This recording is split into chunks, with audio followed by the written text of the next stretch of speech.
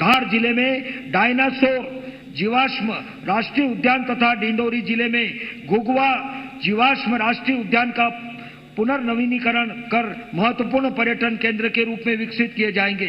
हमारी सरकार ने निर्णय लिया है कि तकनीकी सहयोग से वनों के विषय में जागरूकता बढ़ाने, वानिकी गतिविधियों का विस्तार, वन्य जीवों के संरक्षण और वनाश्रित जन समुदाय की लघु वनोपज आधारित आजीविका संवर्धन हेतु वन विज्ञान केंद्र की स्थापना की जाएगी। प्रदेश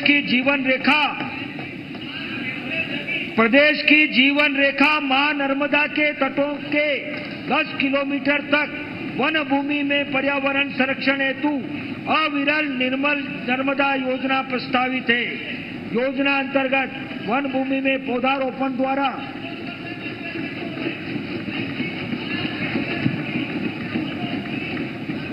जलवायु प्रबंधन के संभावित खतरों पर नियंत्रण तथा प्रकृति का मूल वैभव पुनर्स्थापित किया जाएगा। नर्मदा परिक्रमा पथ पर धर्मार्थियों हेतु सुविधाओं का विकास किया जाएगा तथा नर्मदा के निकटवर्ती कृषि क्षेत्रों में जैविक खेती को प्रोत्साहित किया जाएगा। वन एवं पर्यावरण क्षेत्र के लिए रुपये 5,668 करोड़ का प्रावधान प्रस्तावित है, जो गत वर्ष की तुलना में रुपये 459 करोड़ अधिक है। प्रदेश में कोयला, चूना, पत्थर, तांबा, मैंगनीज, लो बॉक्साइट, राख, फास्फेट आदि प्रमुख अयस्कों तथा खनिजों का खनन किया जाता है। वित्त वर्ष 2023-24 में ताम्र, अयस्क एवं मैंगनीज के उत्पादन में प्रदेश पहले स्थान पर रहा। राख, फास्फेट एवं चूना पत्थर में प्रदेश का दूसरा एवं कोयला उत्पादन में चौथा स्थान, लो अयस्क एवं बॉक्साइट के उत्पादन में प्रदेश का स्थान 6वां है।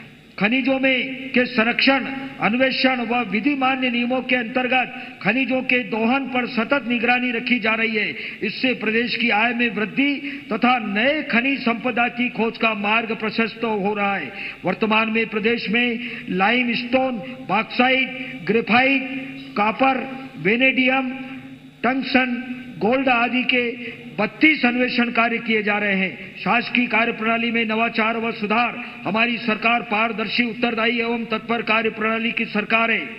मिशन कर्मयोगी के अंतर्गत प्रदेश के समस्त शासकीय सेवकों के प्रशिक्षण हेतु विभागों द्वारा योजनाबद्ध रूप से कार्य किया जा रहा है।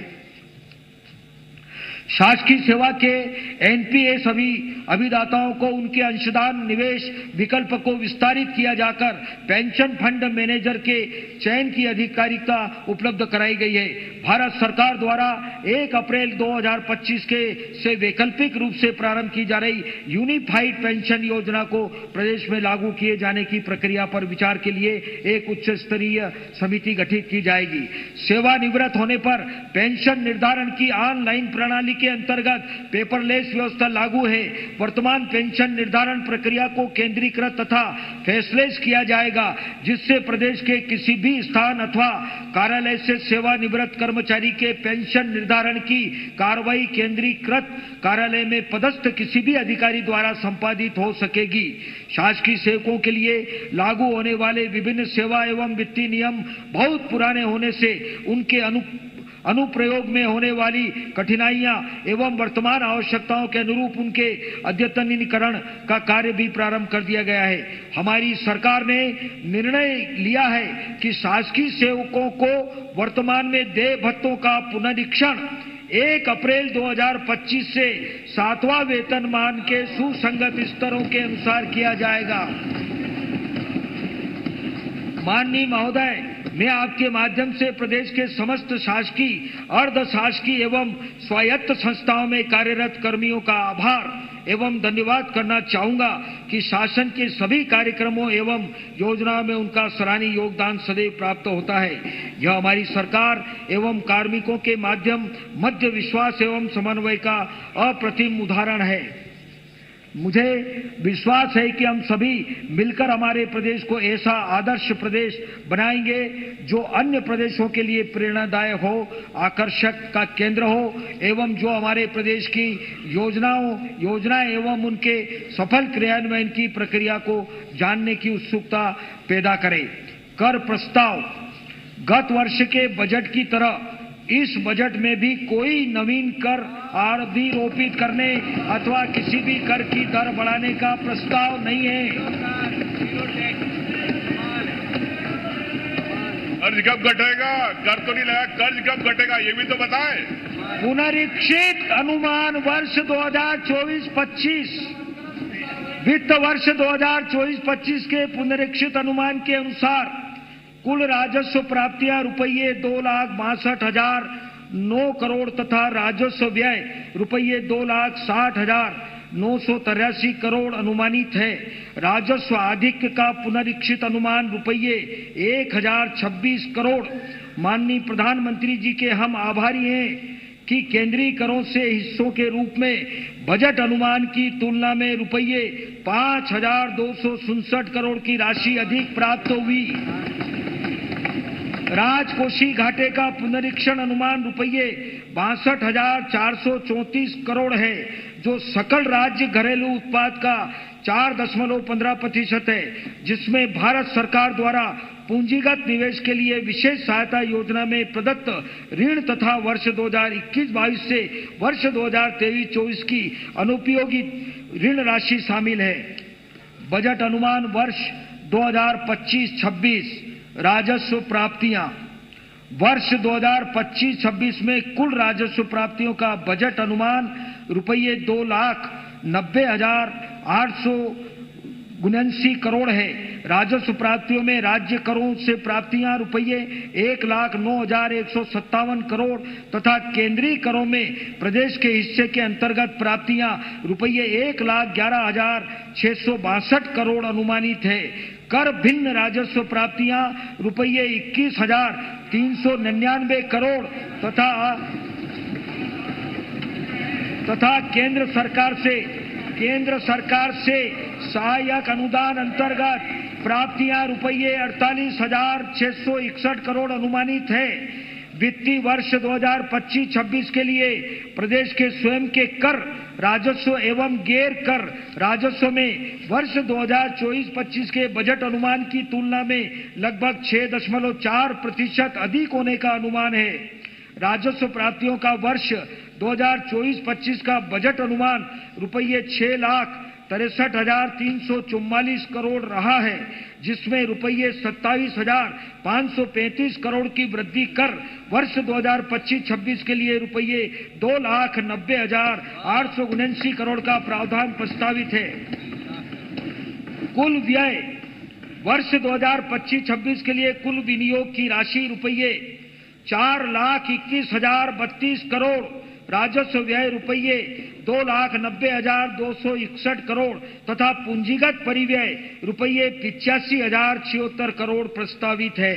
सामाजिक आर्थिक उत्थान की योजनाओं के लिए वर्ष 2025-26 के लिए समग्र रूप से बजट अनुमान रुपये 2,01,282 करोड़ है। मुख्य शीर्षवार बजट अनुमान खंड 1 में उपलब्ध है। वर्ष 2024-25 का कुल व्यय बजट अनुमान रुपये 3,26,383 करोड़ का है, जिसमें रुपये 48,954 करोड़ की वृद्धि कर वर्ष 2025-26 के लिए रुपये 3,75,337 करोड़ का प्रावधान प्रस्तावित है। शुद्ध लेन देन के लिए वर्ष 2024-25 का बजट अनुमान रुपये 3,810 करोड़ का है। वर्ष 2025-26 की कुल प्राप्तियां रुपये 3,75,340 करोड़ तथा कुल व्यय रुपये 3,75,337 करोड़ अनुमानित होने से वर्ष 2025-26 का शुद्ध लेन देन रुपये 2,96,00,000 अनुमानित है। राजकोषीय स्थिति राजकोषीय घाटे की सामान्य सीमा राज्य के सकल घरेलू उत्पाद की 3% है। भारत सरकार द्वारा पूंजीगत निवेश के लिए राज्यों को विशेष सहायता योजना में वर्ष 2025-26 के लिए रुपये 11,000 करोड़ दीर्घकालीन ब्याज रहित ऋण सहायता राज्य के सकल घरेलू उत्पाद का 0.65% प्राप्त होने का अनुमान है, जो राजकोषीय घाटे की सीमा से पृथक है।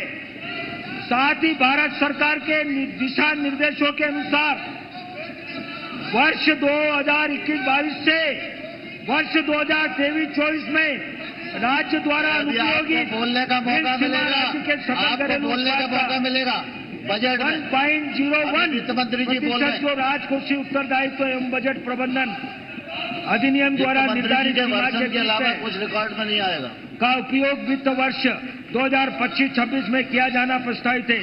उपरोक्तों को ध्यान में रखकर यह बजट अनुमान तैयार किया गया है। वर्ष 2025-26 में राजकोषीय घाटा रुपये 78,902 करोड़ अनुमानित है, जो राज्य के सकल घरेलू उत्पाद का 4.66% है। वर्ष 2025-26 में रुपये 618 करोड़ का राजस्व अधिक अनुमानित है।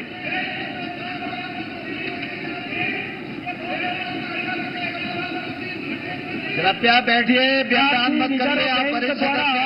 कृपया वर्ष बैठिए। 2024-25 के लिए राज्यों के राजकोषीय सुधार विषय प्रतिवेदन में मध्य प्रदेश को सर्वश्रेष्ठ ए रेटिंग दी गई।